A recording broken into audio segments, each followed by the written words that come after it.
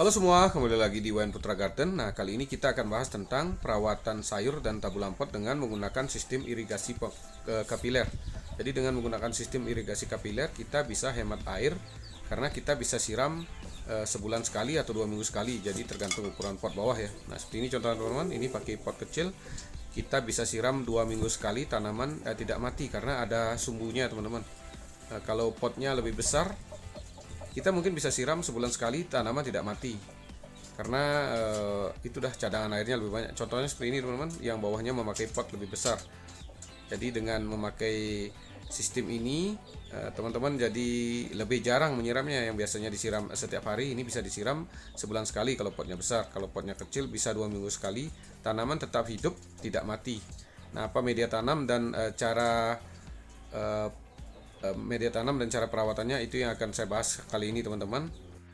Ya teman-teman, ini adalah tabulan pot yang di pekarangan rumah dengan sistem pengairan seperti biasa ya. Kalau yang tanpa kapiler seperti ini, kita menyiramnya bisa sehari atau 2 hari sekali teman-teman. Jadi cukup agak eh, merepotkan ya. Jadi dengan menggunakan sistem irigasi kapiler, pengairan bisa kita siram satu atau 2 atau 3 minggu sekali atau sebulan sekali, tergantung ukuran pot bawah dan ukuran pohon bagian atas teman-teman. Nah seperti ini ya. Jadi yang memakai sistem irigasi kapiler ini sangat hemat air. Kenapa? Karena kita siram air, itu ada air sisa akan bawah dan ditampung oleh pot bawah. Nah ini cabai yang menggunakan sistem irigasi kapiler yang kita bahas kemarin ya.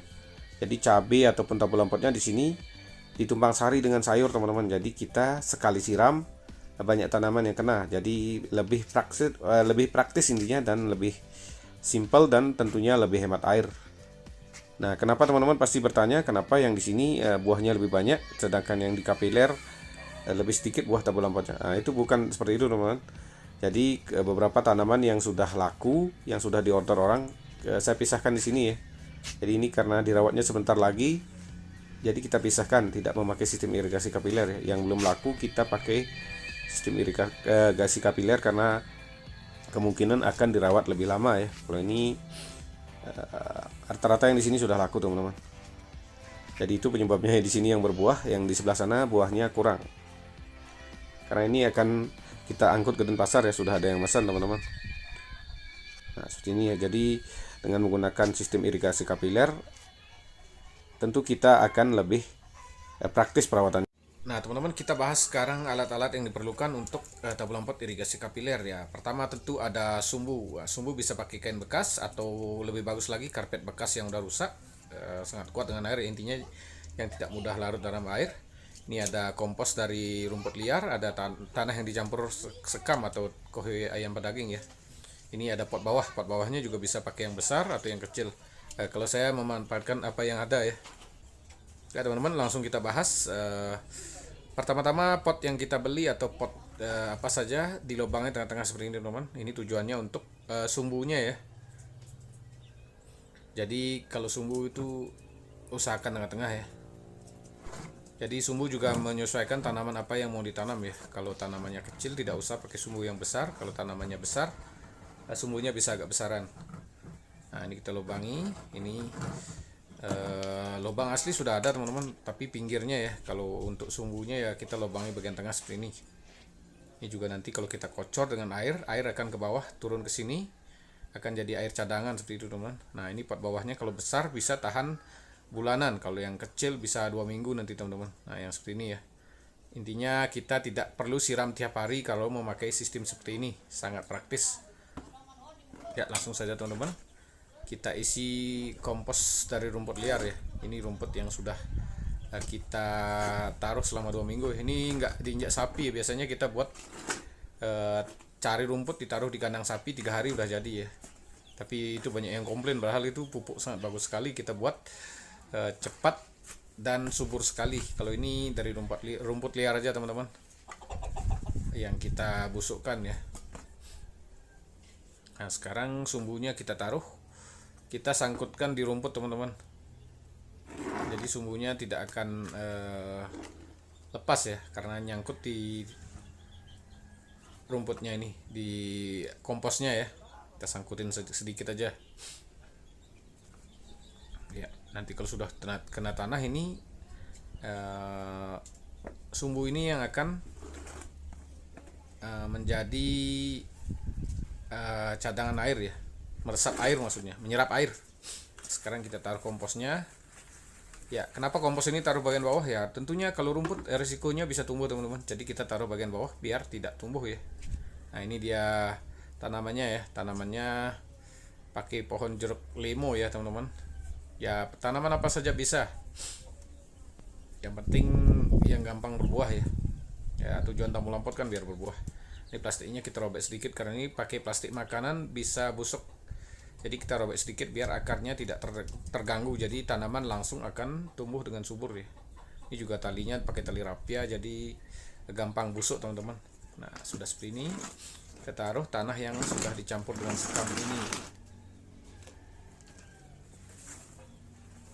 Iya, sangat praktis ya. Jadi dengan pot kecil ini 2 minggu juga aman teman-teman. Iya. Nah, sudah seperti ini. Biar gampang kita tumpang sari teman-teman. Nah, sudah selesai ya. Nanti kita kisi air dari atas turun ke bawah. Nah, kita tumpang sari contohnya seperti ini. Ini saya pakai daun bawang ya. Ya, tujuannya ini kalau nanti kita siram atau kita kocor dengan pupuk, sekali siram banyak tanaman yang kena. Jadi sangat praktis ya, sudah praktis dan hemat. Ya teman-teman, untuk perawatannya sangat mudah sekali. Saya memakai air yang dicampur dengan kohe ayam petelur. Karena ini kohenya baru atau tanamannya baru, saya pakai 1:20 ya. Jadi 1 liter kohe ayam petelur dicampur dengan 20 liter air. Kadang pakai 1:15. Atau kalau kohe sudah lama sekali bisa pakai 1:10. Ini rata-rata saya kocor seperti ini seminggu sekali teman-teman. Ya, untuk penyiraman sih bisa dilakukan ya sekitar 2 minggu sekali ya. Kalau musim panas, kalau musim hujan biasanya saya nggak pakai sistem irigasi kapiler ini teman-teman.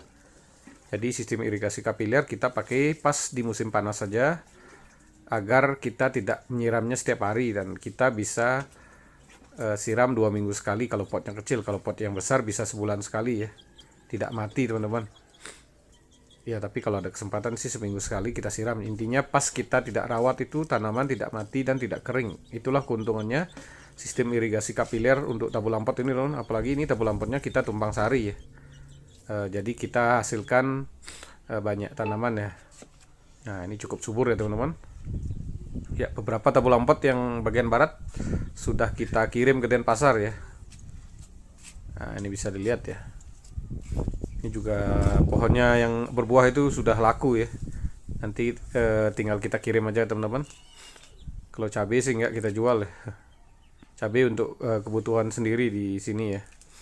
Nah, ini sayur juga tabu lampotnya kita tumpang sari dengan beberapa sayur.